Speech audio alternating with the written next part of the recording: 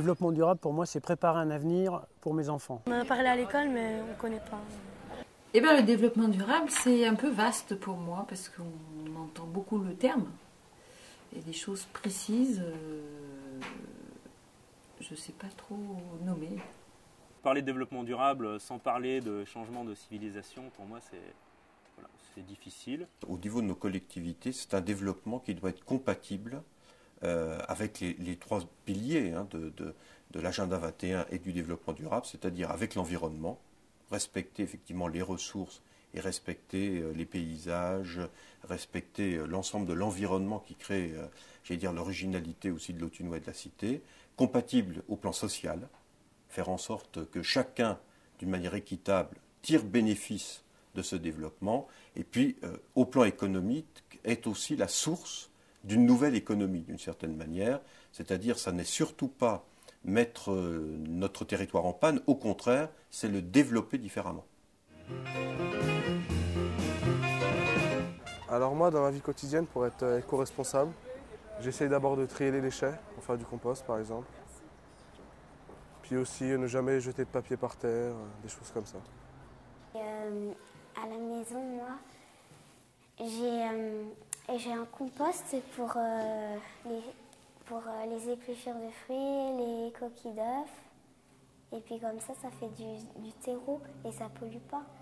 Moi, ce que j'essaye de faire au maximum, c'est d'éteindre déjà tous mes appareils électriques qui restent en veille. Je ne vois pas l'utilité de les laisser allumer.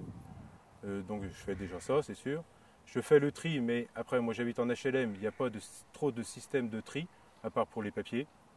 Les papiers, les bouteilles, le verre. Mais autrement, tout le reste, tous les déchets ménagers vont ensemble. Donc même les bouteilles plastiques vont dans les déchets ménagers, alors qu'il y a quelque chose à faire avec les bouteilles plastiques, j'imagine.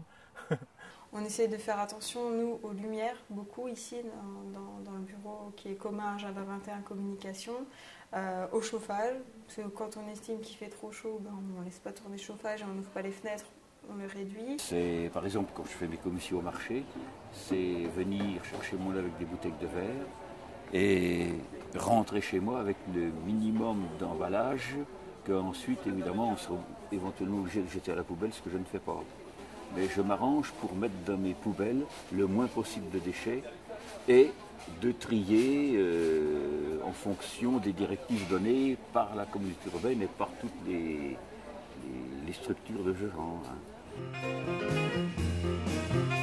Cet agenda, ce calendrier de mesures pour le XXIe siècle est au cœur véritablement, c'est une originalité forte de notre territoire pour créer son développement de demain.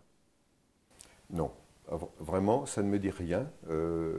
Quand vous m'avez présenté le sujet, qu'on m'a téléphoné Agenda 21, je me dis peut-être qu'y a-t-il un rapport avec la Côte d'Or. Non, apparemment non, puisque vous me l'avez expliqué depuis, mais pour moi, non, je ne voyais pas où était l'Agenda 21, à quoi servait l'Agenda 21. Normalement, ça devrait être un outil avec des projets quand même valorisants par rapport au développement durable. Maintenant, moi je pense que le souci dans l'agenda 21, comme on peut l'avoir dans le pays d'Autunois-Morvan, c'est quand même les élus, en fin de compte, qui décident des finalités du travail qui peut être fait dans l'agenda 21. Et pour moi, ce n'est pas toujours non plus satisfaisant, quoi. L'agenda 21, ça doit être quelque chose qui est mis en place par les collectivités, qui fait une sélection d'un certain nombre d'actions dans le cadre des collectivités, à l'intérieur des compétences de la collectivité, et il faut que pour chaque action qu'on met en place, on se pose les questions de ces 5 finalités. Les objectifs, c'est des objectifs de protection de la biodiversité, ce sont des objectifs de lutte contre le réchauffement climatique, ce sont des objectifs d'avoir des modes de consommation qui soient plus responsables, donc sur des circuits courts, sur des circuits plus biologiques, plus respectueux de la nature. Ce sont des objectifs de solidarité, donc solidarité entre les gens, mais aussi solidarité entre les différents territoires. Et puis ce sont des objectifs, alors un objectif peut-être plus large de développement durable qu'on oublie de temps en temps, des objectifs aussi d'épanouissement personnel, d'épanouissement des personnes.